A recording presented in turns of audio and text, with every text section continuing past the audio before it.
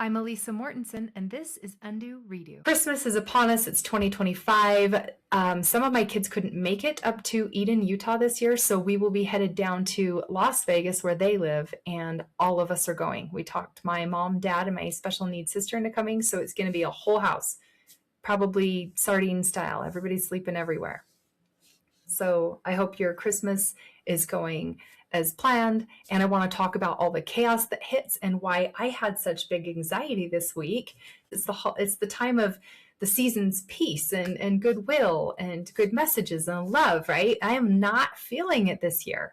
And so I wanted to bring you into my world and bring you into something that I've been thinking about and something that my teacher, Brooke Castillo, has taught me based on a book that she read. And so we'll get into that. First, I want a little bit of self-reflection. Are you one who talks about yourself as being highly sensitive and hints into sort of like a fragile, needing a cocoon or a shield, and very breakable type scenario? Right? It's Christmas. We could think about gifts. Like, are you a gift that is breakable easily and we need to have much caution and it needs like certain things in order to stay well? Or are you one of those gifts that like is, the book refers to it as robust or has everything together, right? And is anti-fragile, meaning there's nothing you can do that will hurt it. I want to talk about the way we talk about ourselves, right? What kind of a story are you telling? There's ways to be gentle and supportive with yourself after something has happened and to calm yourself until you feel more normalized. But then there's going too far into imagining yourself as one who is going to be broken easily or, dead if this happens, or just can't handle that kind of pressure at all, right? Just there's horrible tragedies at the other side of this scary thing that could happen. All right. There's taking care of ourselves, like I said, and then there's seeing ourselves as everything out to get us, and everything could come and take away our happiness or our peace and eventually kill us, really, is where our brains go to. It can be that distraught. So I want to talk to you just right now about not being in a rush to label yourself as someone who have to guard yourself or super fragile. And there are some health reasons, right, out there too, but super fragile mentally or emotionally, because a lot of times we create this comfort bubble that we're unable to get out of and be in new situations. If we go too far, we're not practiced at it anymore.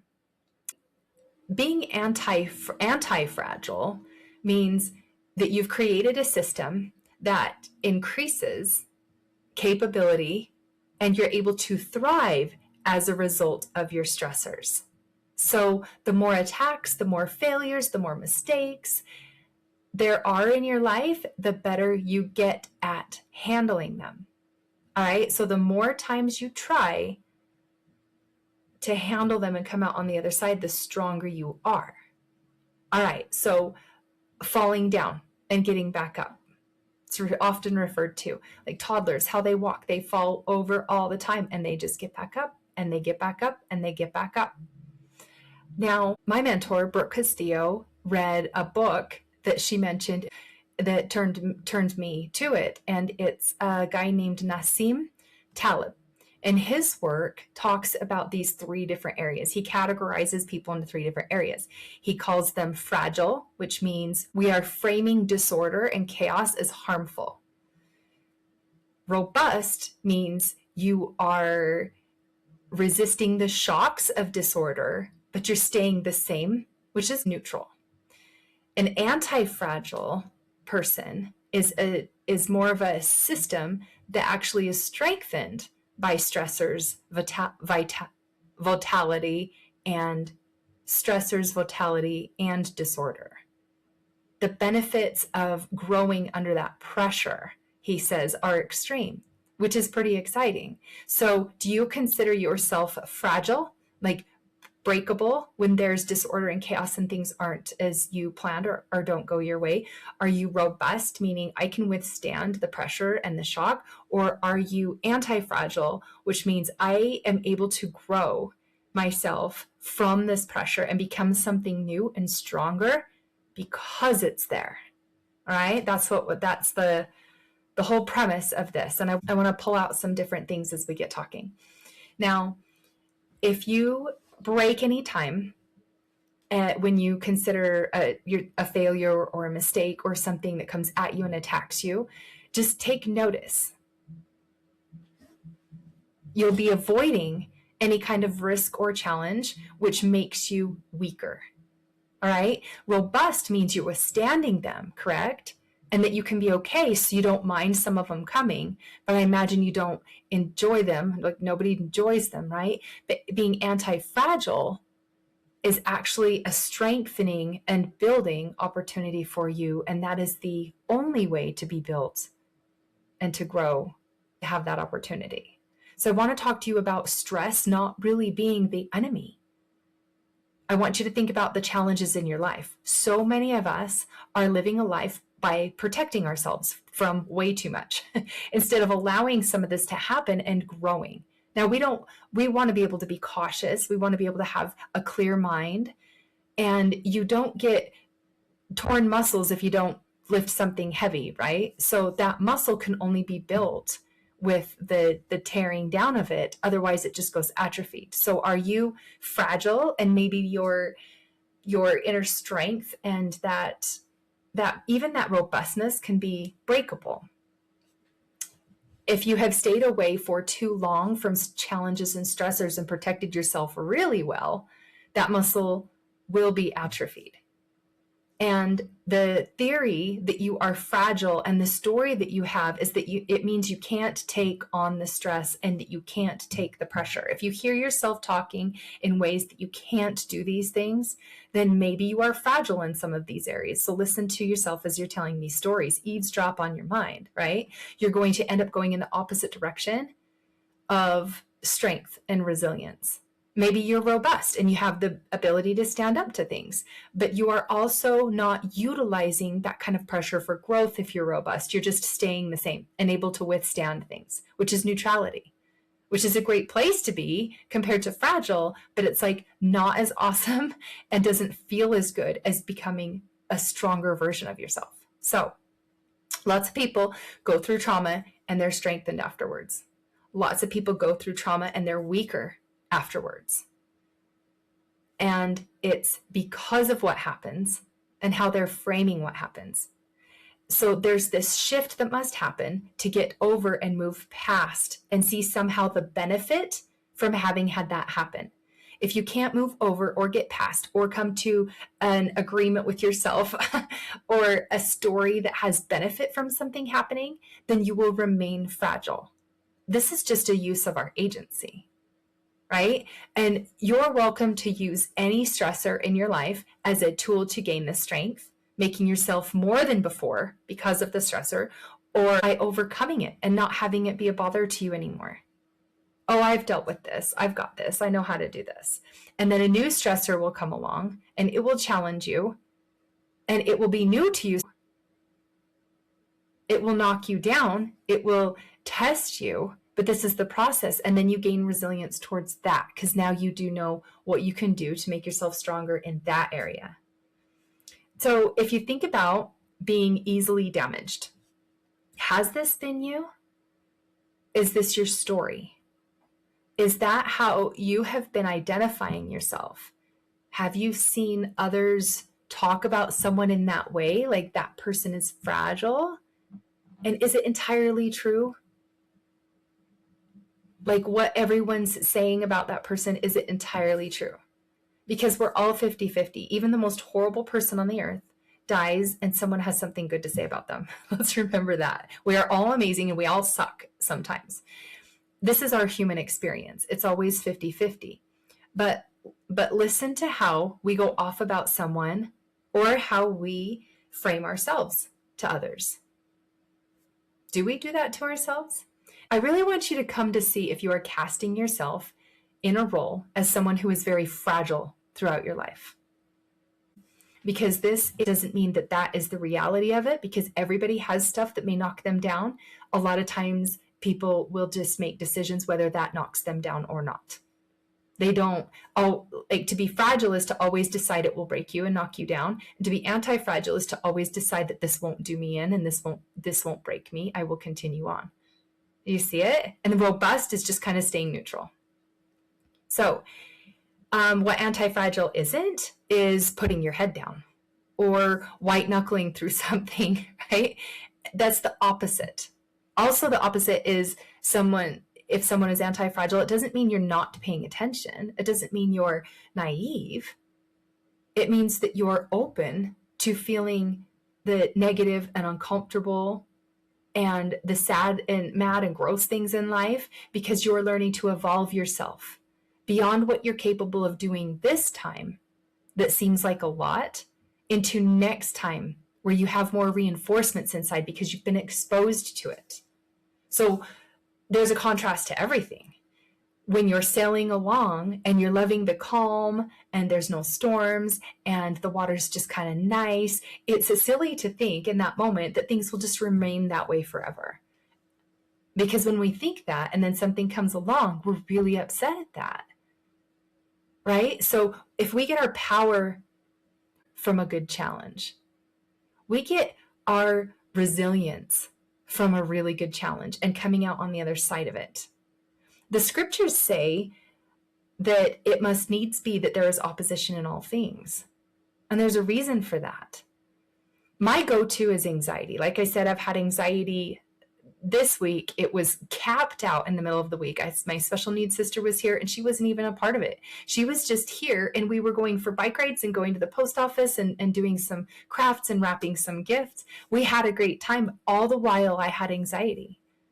Like through the roof anxiety. I was needing to breathe. I was calming myself. She was actually a pleasant distraction from my own woes.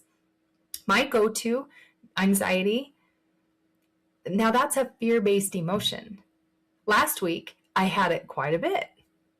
And as I was taking deep breaths, I would close my eyes. I tapped into my body and where I was feeling it. And nothing was really getting rid of it. Nothing was helping. Then I began to eavesdrop on my mind. That there's a reason this anxiety is here. It's not here for no reason. What is it that is inviting it here? I'm smart enough to know it's something that I'm thinking, not necessarily something I'm going through, but how I'm thinking about what I'm going through, right? And it was clear to me after a bit that some recent events with some of my kids had me, right? It held me. It was buckling me. You want to hear my thought? Now, I knew I had anxiety. I knew things were hard for me. I could also see that my parents needed a break from my sister, so I invited her over and she took me up on the offer. And she's not a bother to me at all. She doesn't faze me much anymore, where it maybe used to be something that early on when I had little kids, it was she's able to turn against me sometimes and leave the room. Doesn't bother me a bit. Used to maybe, get my dander up a little bit or ruffle my feathers a little bit, but she can curse me behind a closed door. I pay no mind to it because I'm resilient in that area. But I needed all of that time to be with her in those times in order for me to get my resilience because it super bothered me a long time ago, but it doesn't bother me now. That's anti-fragile. All right. But these things that are happening with my kids just this week, and the reason that I had this fear-based emotion and this anxiety is because I was thinking about the decisions that they're making being permanent, and nothing is really permanent, right? Everything gets taken care of, if not in this life, in the next. So I was basing something that I was helping my kids get through, framing it as like, how do they not know? And why aren't they choosing this? And surely if they knew, they wouldn't be doing this. And do they know that it could affect their future and that it could do this and this and this? And like, I was just kind of running with it in my mind. And yeah, it got me. It held me. And that anxiety that I had for several days was a little bit more hanging on that I wanted to, but I was still believing the story that this was so permanent and that this was so detrimental or devastating or hard for them, or how are they going to, deal with all of it. Like my mind was just off the hook. So all in all, I understand and have so much compassion for everyone in any challenge and in any stressor, because this is what it feels like. All right. There there are areas that I've done so much work in that I'm not phased anymore. And I know this can be an area that I will do more work in that will not phase me as much as it has this last week. So back to eavesdropping on my thoughts. What ended up being my false thought was letting my mind repeat the same story. The story that sounded like these kind of struggles the kids are having can cause permanent pain and future challenges for them.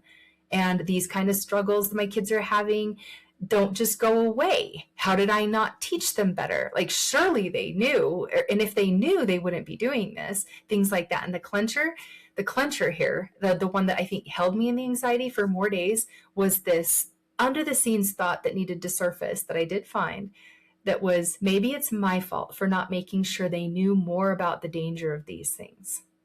If they really knew, they wouldn't have ever considered doing that, right?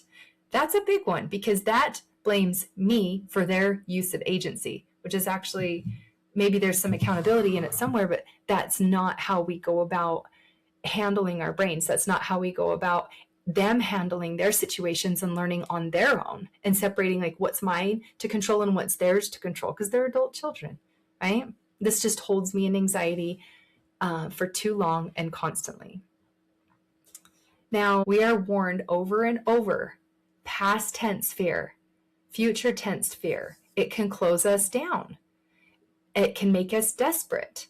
It makes us want to control others in order to get out of that fear. Just for a minute or two, and it may work. Go ahead and try to control someone. It'll give you relief for a minute or two. You can really come down on someone and harp and correct them, and you'll get a quick hit of it feeling better. But in the long run, it doesn't work. Now, when I had anxiety, I still kept up with my coaching. I kept up with my business, my workouts, my schedule for getting things done and Christmas ready and things ready to go to Vegas. It only slowed down my inner work.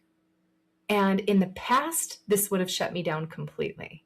I wouldn't have been able to have shown up for anything. Not my workouts. I probably would have eaten really bad and I wouldn't have got things done. I would have spun all day in my emotions, and it would have been a very low production day for me, very low productivity when I really let it run me.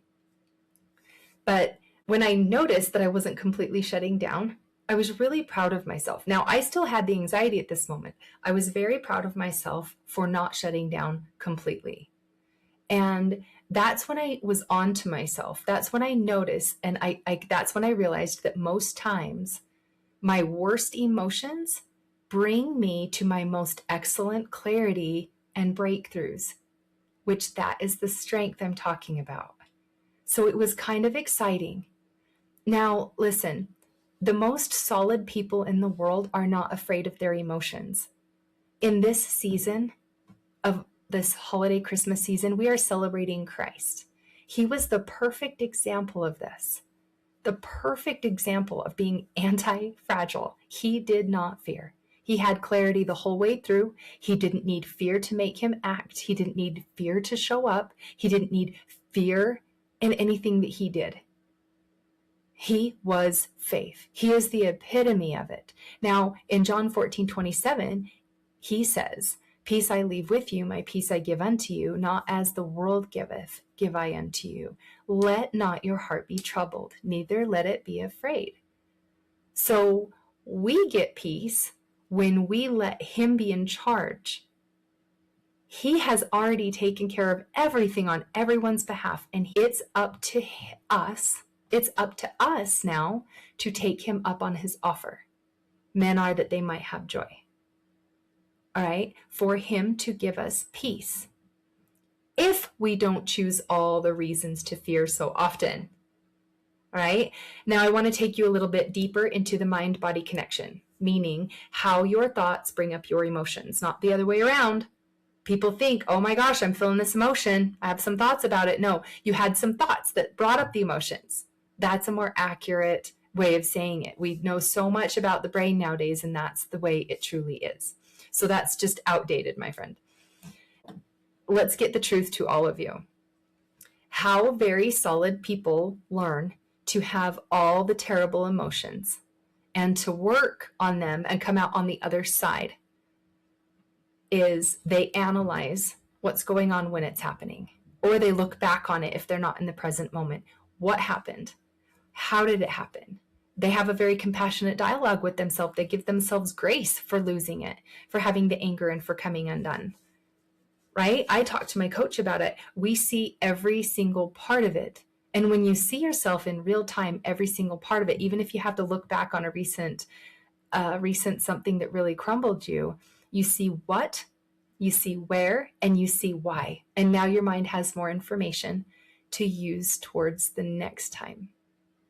Because before you didn't have that information. And now that you've looked at it long enough, now you have that information. So when you're in a similar situation, you have a record to pull up, new insights as to who you are, what you do, and how you respond, because it's very nuanced. Not everybody thinks the same. And it's showing your brain that you can learn from your last episode, I call them. And what happens inside most of us is that when we've seen ourselves shut down, we've seen ourselves lose it, we've seen ourselves react to them in ways that feels desperate and devastating, and we've got to control it and just jump on it and harp on it. And as a result of that, we can reaffirm our story about our fragility instead of doing what it takes to thrive and stay in the horrible emotion while we're observing it.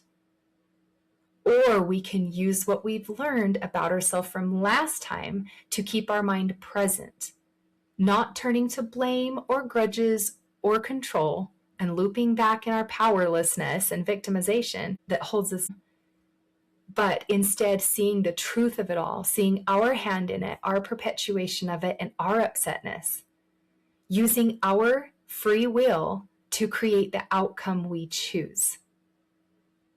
Our focus, what we decide to think on, chooses our outcome. That's how we choose it. We think life just happens to us daily. Oh, we'll wait and see what life brings. That's not the case. We choose our outcome. I can decide ahead of time what my day will go like, and no matter what comes at me, I can remind myself that my day is going to go like this. Maybe it looks like I don't care. Maybe it looks like I'm naive. I'm also able to be anti-fragile sometimes with certain things. Now, this last week was a whole different story because I let my brain go unmanaged, and that's going to happen. I don't expect perfection. But this process that I'm talking about is called learning how to feel and keeping your power. It works with any shame. It works with any amount of embarrassment and whatever you are feeling. I think about my own willingness now to feel any emotion, to really experience it, to be comfortably very uncomfortable with it, if that makes any sense, and thrive through it. Thrive through it meaning I don't crumble and go into a helpless, dark despair like I used to. I purposely expose myself to those horrible negative emotions. I don't go seeking them out, but I don't push them away and try to control them and be upset when they come. But I purposely don't resist them when they're there. If I'm already angry about something, I allow myself to have that anger. Now, I don't act on it, but I am willing to feel the anger that I brought up because I had an angry, intense, judgmental thought. The more times I do, the more times I can get good at it. People say you get good at whatever you're doing well, but I think it's quite the opposite. You get good at whatever you're not doing well at. Now, when you don't do well, it teaches you more than when you do well. That kind of confidence is the ultimate confidence, using your own power to become more. That is unshakable. Fragile people must be assured. They have to be validated. They have to be seen. They have to constantly be seen as awesome, or else they break because nobody thinks they're amazing. Why? Because they don't even think they're amazing. They know they're fragile. And that's the real clincher, is what do we believe about ourselves? What story do we hold about ourselves?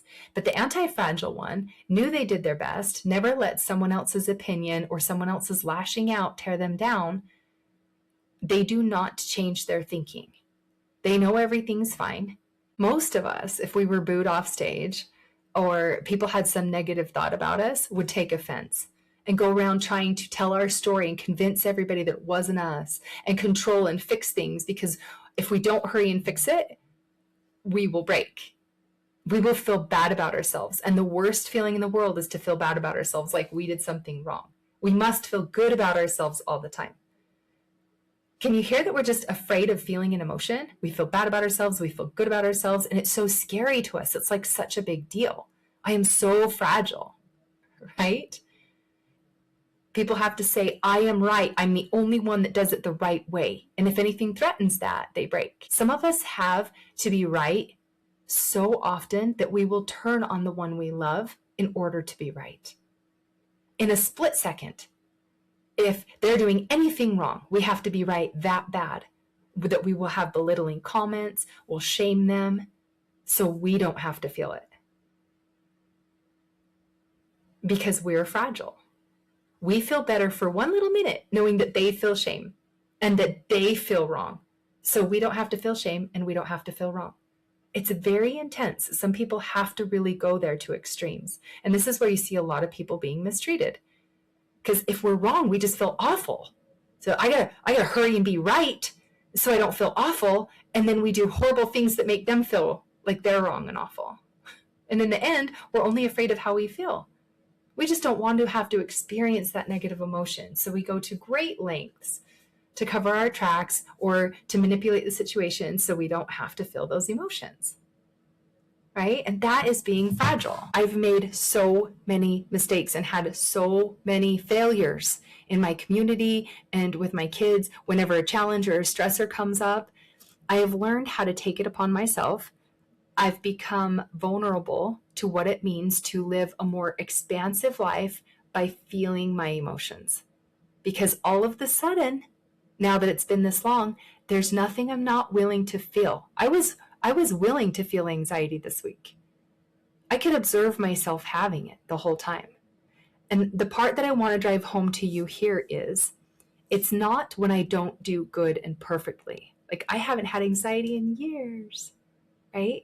It's the part like this last week that I could not keep myself together and that I was having anxiety regardless of how many breaths I took and tapping into my body and telling myself, better stories until I got rid of the story that was holding me in anxiety, until I found it and really questioned whether I wanted to keep that with me. Because it was fear-based. Do I want to be in fear, or do I want to let go of everything that scares me so I can have peace?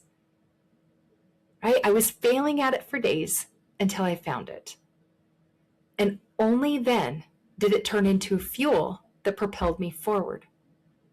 I stand on a huge pile of failures, and I will never seek perfection. It's a fool's errand. It will never happen in this life, right? But I will chase progress. I will chase learning and being just a little bit better next time than last time. And if I'm not, I'm going to keep going, because I could be worse 10 more times and then be better too, and it's still a win.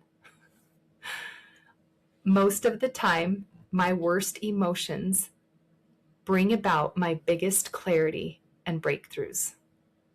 Most every time, these horrible, big emotions that crumble me bring about my most clear moments and my strength that comes right after, and my breakthrough with something amazing that I can be so proud and accomplished for because I hung in there through it.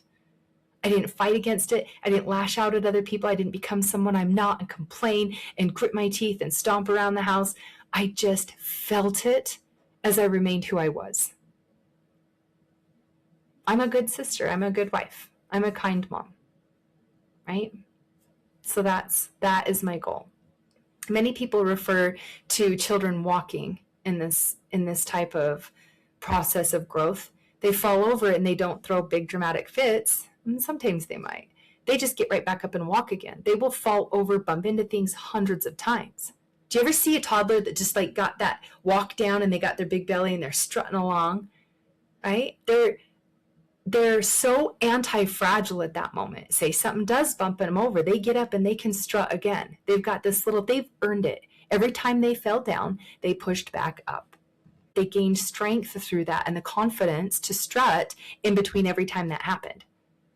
They didn't make it mean they couldn't handle it and they shouldn't ever do it again and sit there and quit, right? My mentor, Brooke Castillo, has taught me all of this. She would say, are you doing this to yourself? Are you framing yourself as fragile? Are you letting the challenges in life and relationship break you? I just want you to ask yourself, she says, because telling yourself you are too hurt, too exhausted, and just can't handle it, I want you to ask yourself why. Just notice the pattern that you've been in. It's just a pattern. It's one you can stop choosing and undo anytime. Do you want to choose that your stresses and challenges are reasons for you to just sit down and not continue? Do you really want that? A reason to avoid your life, a reason to don't do what it takes to be stronger. Right now in your life, as you're living in this life, you can frame it either way. It can either be something that helps you grow and figure it out better, or it can be something that totally shuts you down, and then you go back into hiding. You can come back out and claim being fragile again, and then it breaks you down, and then you go back in hiding, and you can repeat a cycle of choosing fragility, or you can repeat a cycle of choosing inner strength and building, and this being for you instead of against you. It's always a matter of agency. That's where I want to drive. I just want you to know that you don't have to, at the first sight of danger or trouble, check out and throw a big tense afraid fit. You don't have to give up. You don't have to decide that you tried and you failed and that's it. Because here it is again, and here it is again, and here it is again. There will always be something that is threatening to shut you down. It's just whether you do or not. So if we could just get used to this process in life and we stop being fragile and then we step above into robust where, hey, I'm not tipped over anymore. And then we can step above to even utilize it for more growth and more strength. Then you've stepped into your personal full capacity. You have a purpose in this life, and it's to reach the very highest capacity you are able to in your evolvement, in your personal growth. Don't ask how to do it. I've given you a pretty good outline. Your mind will take you to these places. Just try again and again. You are the only you. Your process of how is different from everyone else's. Just try again and try again. You're on your way if you're just trying again. If you thought of anyone as you were listening to this, please share it with them. The heavens reach us most often through one another. Be someone who heaven can count on. Also, find me on Instagram. Keep undoing your patterns of damage and keep redoing and live new, live on purpose. Reach out to me and tell me if you'd like to have, if you have any suggestions on topics or questions that I can dive deeper into. I love hearing from you guys, and we'll talk again soon. Have a very Merry Christmas and a Happy New Year. Talk to you next year. Bye.